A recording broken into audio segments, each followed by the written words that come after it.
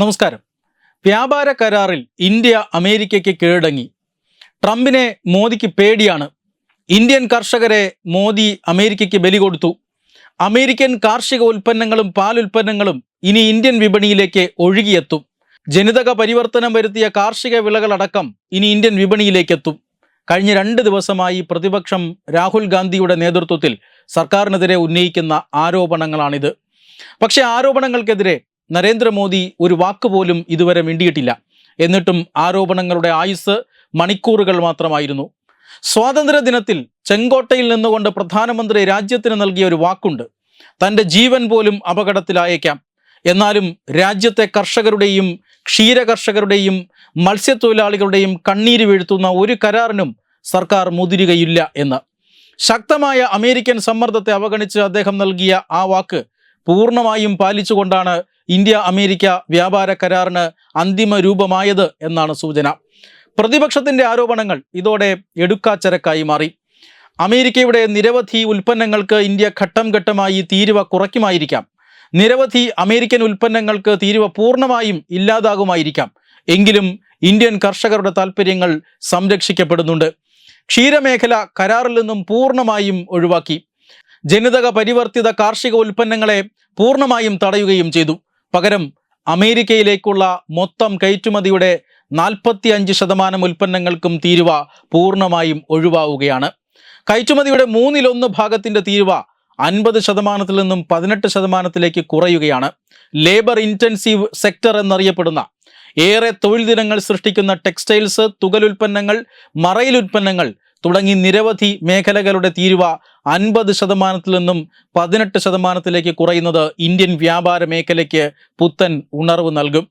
50% നികുതി നിലനിൽക്കുമ്പോഴും ചില ഇന്ത്യൻ ഉൽപ്പന്നങ്ങൾക്ക് നേരത്തെ തന്നെ 0 താരിഫായിരുന്നു അമേരിക്കയിൽ.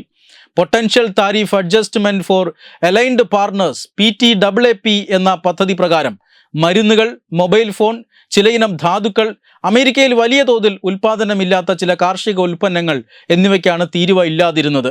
ഇപ്പോൾ ഇതിനു പുറമെ പുതിയ കരാർ നിലവിൽ വരുമ്പോൾ മറ്റ് ചില ഇന്ത്യൻ ഉൽപ്പന്നങ്ങൾക്ക് കൂടി തീരുവ പൂർണ്ണമായും ഇല്ലാതാവുകയാണ്. $87 ബില്യൺ 2024 കണക്ക് പ്രകാരം അമേരിക്കയിലേക്കുള്ള ഇന്ത്യയുടെ കയറ്റുമതി. ഇതിൽ 40 മുതൽ 45% വരെ ഇനി 0 തീരുവയിലായിരിക്കും. നിർണായകമായ കാർഷിക മേഖലയെയും ക്ഷീരമേഖലയെയും വ്യാപാര കരാറിൽ നിന്ന് പൂർണ്ണമായും ഒഴിവാക്കി. ഇന്ത്യയിൽ വ്യാപകമായി ഉൽപ്പാദിപ്പിക്കപ്പെടുന്ന കാർഷിക വിളകളെല്ലാം സംരക്ഷിക്കപ്പെട്ടു.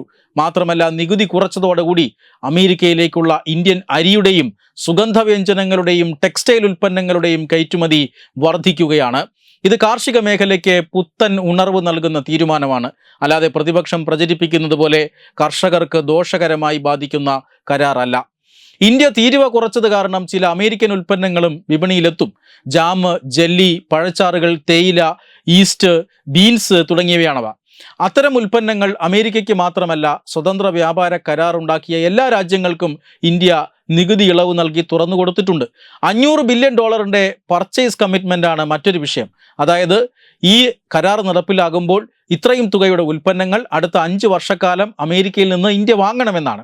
പക്ഷെ അതും പരിശോധിച്ചാൽ ഇന്ത്യ അമേരിക്കയിൽ നിന്ന് വാങ്ങാമെന്ന് സംബന്ധിച്ച എണ്ണയടക്കമുള്ള ഉൽപ്പന്നങ്ങൾ ഇന്ത്യ ഇപ്പോൾ തന്നെ ഇറക്കുമതി ചെയ്യുന്നവയാണ്. ചുരുക്കി പറഞ്ഞാൽ ഇന്ത്യൻ കാർഷിക മേഖലയിലേക്ക് ഇടിച്ചു കയറാൻ അമേരിക്ക നടത്തിയ ശ്രമം ഇന്ത്യ ഫലപ്രദമായി പ്രതിരോധിച്ചു. പാലുൽപ്പന്നങ്ങൾക്ക് ഒരു പൈസയുടെ നികുതി ഇളവ് കൊടുത്തില്ല. ജനിതക പരിവർത്തിത ഉൽപ്പന്നങ്ങൾ പൂർണ്ണമായും തടഞ്ഞു. റഷ്യയിൽ നിന്ന് എണ്ണ വാങ്ങില്ല എന്നൊരിടത്തും പറഞ്ഞിട്ടില്ല. എന്നാൽ വലിയ സ്വാധീനം ചെലുത്താത്ത മേഖലകളിൽ ചില ഇളവുകൾ കൊടുത്തിട്ടുണ്ട്. അമേരിക്ക നികുതി കുറച്ചതോടെ പ്രതിസന്ധി ഒഴിവാവുകയും കയറ്റുമതിക്ക് പുതിയ ഊർജം ലഭിക്കുകയും ചെയ്തു. ഈ നേട്ടം ഒരു ദിവസം കൊണ്ട് കൊയ്ത നേട്ടമല്ല.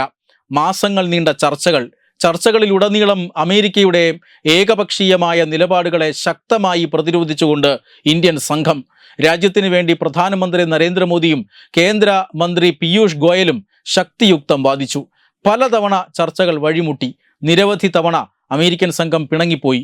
പീയൂഷ് ഗോയൽ ഉണ്ടെങ്കിൽ ഞങ്ങൾ ചർച്ചയ്ക്കില്ലെന്ന് അമേരിക്കൻ സംഘം ഒരു ഘട്ടത്തിൽ പറഞ്ഞു. എന്നാൽ ഗോയൽ തന്നെ ചർച്ചകൾ നയിക്കുമെന്ന് പ്രധാനമന്ത്രി ഉറപ്പിച്ചു പറഞ്ഞു. രാജ്യത്തിന് വേണ്ടി, രാജ്യത്തെ കർഷകർക്ക് വേണ്ടി രാജ്യ താൽപ്പര്യം ശക്തമായി ഉന്നയിച്ചതിൻ്റെ ഫലമാണ് അമേരിക്കയുമായി ഇപ്പോൾ സാധ്യമായ വ്യാപാര കരാർ.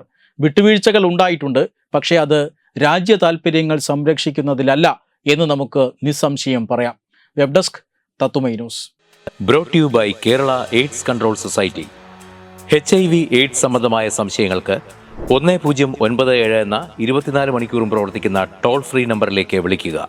വാട്സാപ്പിലും ഫേസ്ബുക്കിലും ഒക്കെ സ്റ്റാറ്റസ് അപ്ഡേറ്റ് ചെയ്യാറുണ്ടല്ലോ. HIV സ്റ്റാറ്റസോ HIV പിടിപെടാനുള്ള സാഹചര്യങ്ങളിൽ കൂടി അറിഞ്ഞോ അറിയാതെയോ കടന്നു പോയിട്ടുണ്ടാവാം. എന്ത് തന്നെയായാലും മുൻകൂട്ടി പരിശോധിച്ച് HIV സ്റ്റാറ്റസ് അറിയൂ. സൗജന്യ HIV പരിശോധനയും കൗൺസിലിങ്ങും ആരോഗ്യ കേന്ദ്രങ്ങളിൽ പ്രവർത്തിക്കുന്ന ICTC അഥവാ ജ്യോതിസ് കേന്ദ്രങ്ങളെ സമീപിക്കുക. നിങ്ങളുടെ സ്റ്റാറ്റസ് എന്തായാലും വിവരങ്ങൾ രഹസ്യമായി സൂക്ഷിക്കുന്നതായിരിക്കും.